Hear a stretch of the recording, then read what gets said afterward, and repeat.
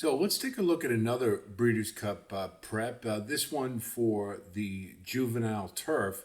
This is the Summer Stakes. It's a grade one of four grade ones on Woodbine's Saturday card. It's the ninth race, running a mile on the turf for 2-year-olds. And for those of you who like girl power, you've got plenty in here.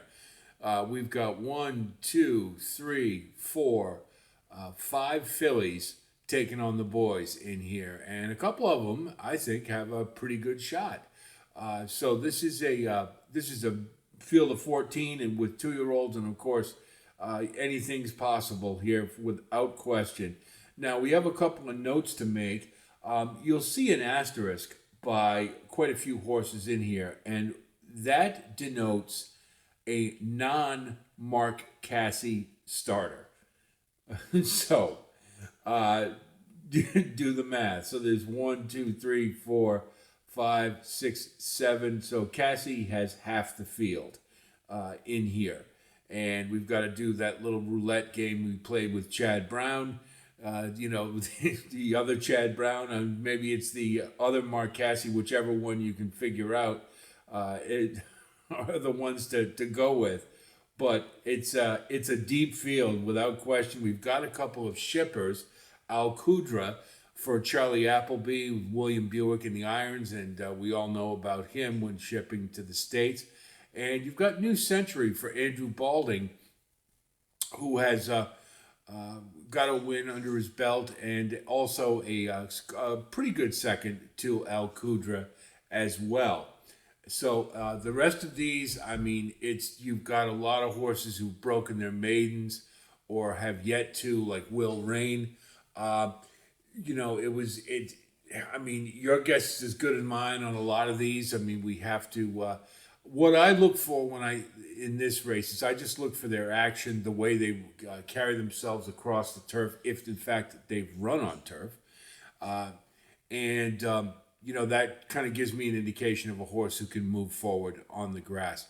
Another note to make is First Resort is cross-entered in the Iroquois at Churchill Downs, and given the fact that he ran a good second in the Saratoga Special, I'm going to guess that's where they're going to go. If he does come here, it would be his first start on turf. And, it's the old Harvey Pack line. You never want to take a horse doing something for the first time. And so moving to turf, his pedigree doesn't really scream it. But he would certainly be one of the horses on the front end. I look at we just go by running styles, and you can see it's pretty well balanced. Probably leaning a little bit more towards horses who like to run up near the pace. And that's no surprise, of course, we know, because a lot of these are just breaking their maiden, and that's the only way they know how to run. Of the early runners, I really liked what I saw from Winterberry, the filly.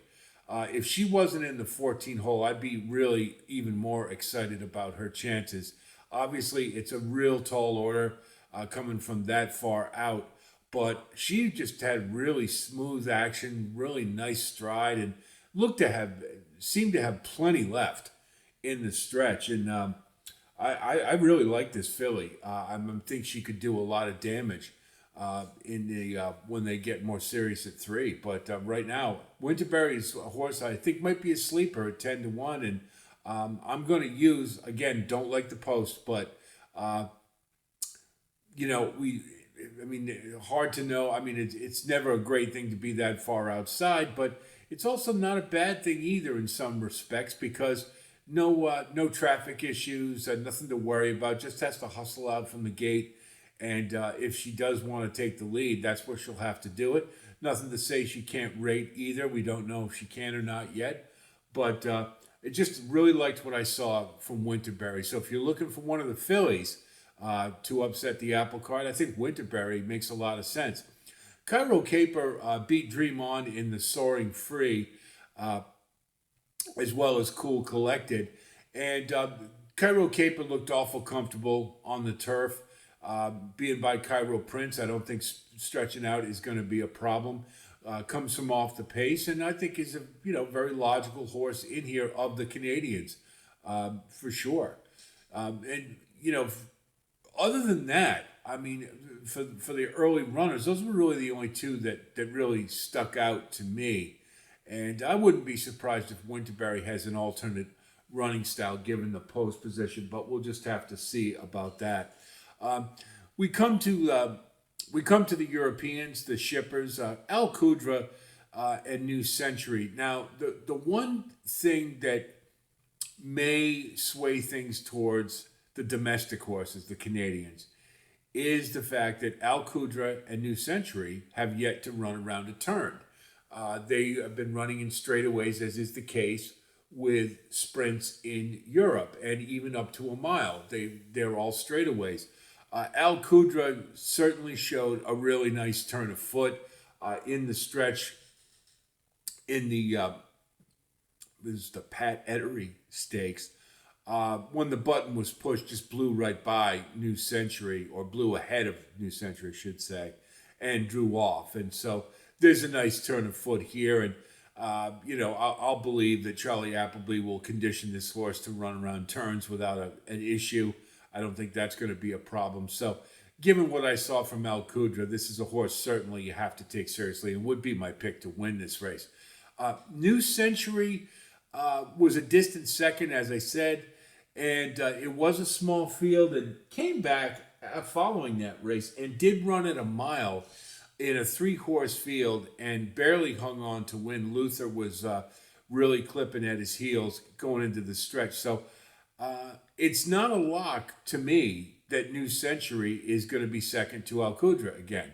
I just didn't see enough here to get real excited about that horse.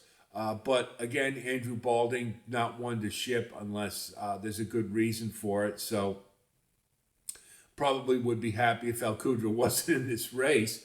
The chances probably be a lot better. But I think New Century showed enough to me to say that he's a contender here. Now, we do have a couple others of the off-the-pace runners who, I'll just make a note right off the bat. Will Rain is a filly I think we're going to hear from. She's yet to break her maiden, but her last was in a stakes race, and I thought, the fact that she's a maiden and they put her in a stakes race said a lot. She had to go 8 wide in the stretch, and really the only reason I'm not throwing her on here as a use underneath is that she was just so green. She was all over the place in the stretch. And obviously that does, as we saw with Sierra Leone, horses who can't stay straight, it does present problems and lose a lot of ground. But Will Rain, she can take a move forward, I wouldn't be surprised at all to see her in the money here. And at 15-1, that's a pretty good price. Just was a little too green for me. So I'm maybe at the bottom of the trifecta if in fact you're bold enough to try a trifecta in a 14-horse field like this. DeWolf is a horse who broke his maiden in a maiden claimer, and they did drop him in class to do so. But it was the way he went about it. He was very smooth in moving through the field, and he was a short price favorite, and he did what a good horse is supposed to do. But it was just the fact that he was so comfortable in doing it and drew off, and there was really no doubt whatsoever. So moving to a mile, I don't think it's going to be an issue. So at 20-1, obviously we want to look for value here. Likely the fact that DeWolf was coming out of a maiden claimer, you'll probably get a pretty fat price. And so I think DeWolf is a horse that you want to think about for under. I'm not sure about taking it down, but if you're not keen on the shorter prices in here, and there's reasons to not go with them, then DeWolf is maybe one you want to think about. Special Session is another one. He's of only one of 2 closers in here, which immediately, to me, is something I get excited about, particularly in these big fields. The less closers there are in a field this size, the better it is for them because you don't have those traffic issues in the back. We'll certainly have to swing wide, but I liked what I saw from Special Session. Was closing pretty well. I believe it was against 40-5. Horse I think it just needs to get faster, and I just really didn't like the win terribly much. in his last start. But I did like the fact that Special Session showed some nice kick late, and I think it's only logical that you look for late runners in a field this size. So, Special Session at 20 to 1, I think, is one that you certainly want to keep in your mix. Probably more for the bottom of the try or even the super, but could sneak into the exacta in these type of fields.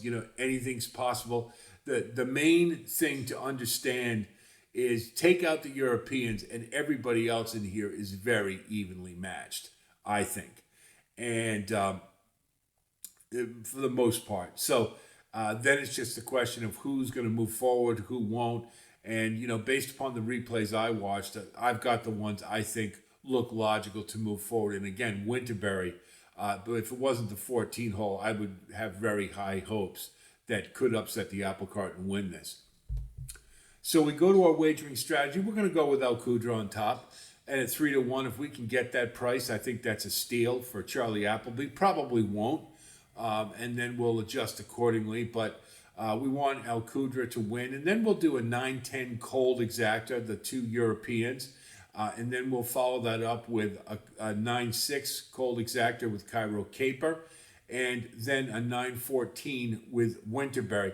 If you want to throw in a win bet on Winterberry, I wouldn't blame you at all. This is the kind of race that sometimes, when there's it's such a big field, everybody's afraid to go to the lead. Winterberry's bold, gets on the lead, might be able to slow it right down. It'll have plenty in the tank left. So I wouldn't, I may do it. It depends on what the odds are if I can get better than 10 to 1. But again, a horse I'm pretty high on. I just really liked what I saw from Winterberry. So we'll do a 9-14 cold exact, and then we'll key the 9 with the 8 and the 12. If you want to go with a trifecta, fine. I probably won't do it. This is just a kind of an unpredictable race. It could be one of those Occam's razors thing where the most obvious option is the best, and Al Kudra would be it. But I think there's enough in here, and given the size of the field, 2-year-olds, the unpredictable nature of it, that there are some upset candidates here. And again, Winterberry to me looks like the one most logical if you're looking for a horse to come out of nowhere and shock. I think Winterberry's the one. So that's the summer stakes. I hope this helps you with your own wagering strategy. I wish you the best of luck as always. We'll have more postings for all the grade ones at Woodbine, so be on the lookout for that. And I'll talk to you soon. And until then, be well.